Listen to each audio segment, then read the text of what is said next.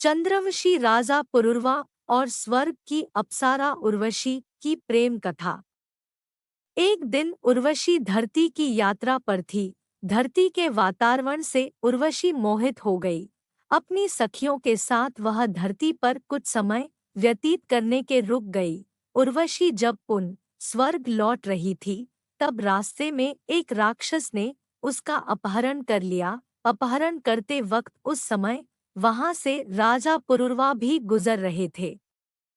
उन्होंने इस घटना को देखा और वे अपने रथ से राक्षस के पीछे लग गए।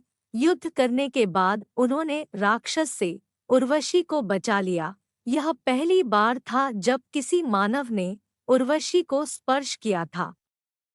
उर्वशी पुरुरवा की तरफ आकर्षित हो गई और पुरुरवा भी स्वर्ग की अप्सरा को अपना दिल दे बैठे।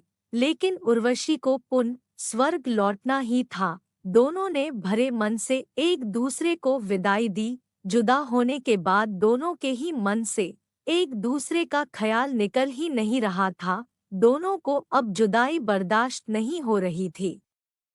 एक बार स्वर्ग में एक नाटक का आयोजन किया गया। इस प्रहसन में उर्वशी को लक्ष्मी माता का किरदार निभाना था।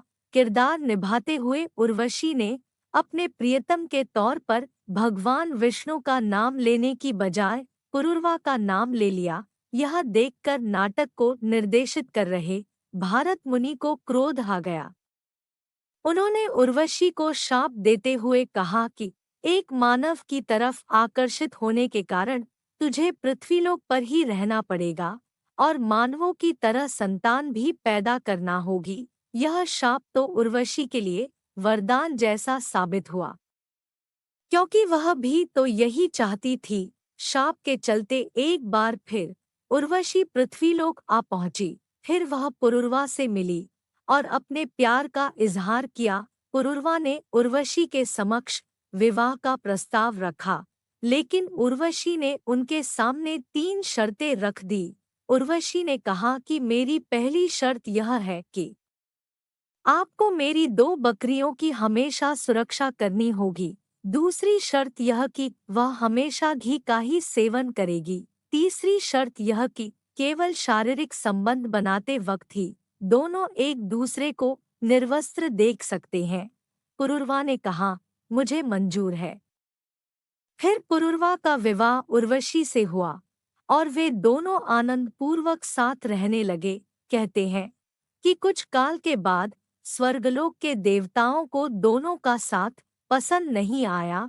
उर्वशी के जाते हैं स्वर्ग की रौनक चली गई थी, तो वे चाहत थे कि उर्वशी पुनः स्वर्ग लौट आए।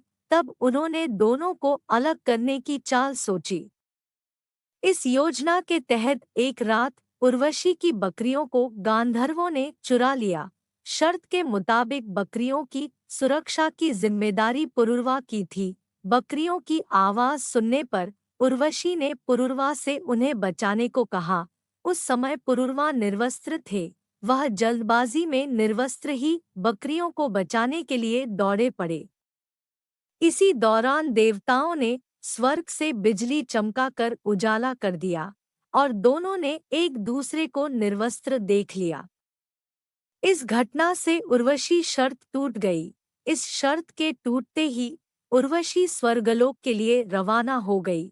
दोनों बेहद ही दुखी थे। हालांकि इस समय उर्वशी के पेट में पुरुरवा का बच्चा था। 1 साल बाद उर्वशी पुरुरवा को उसका पुत्र सौंप दिया। इसके बाद उर्वशी कई घटनाक्रम की वजह से पृथ्वी पर आई और पुरुरवा से मिलती रही, जिसके चलते उसने बाद में पुरुरवा के और भी बच्चों को जन्म दिया। अगर आपको यह कहानियाँ अच्छी लगी हो तो इसे शेयर और लाइक ज़रूर करें। इसी तरह और भी कहानी देखने के लिए जुड़ी रहें सनातन कहानियाँ से। अपने विचार हमें कमेंट बॉक्स में ज़रूर भेजें। धन्यवाद।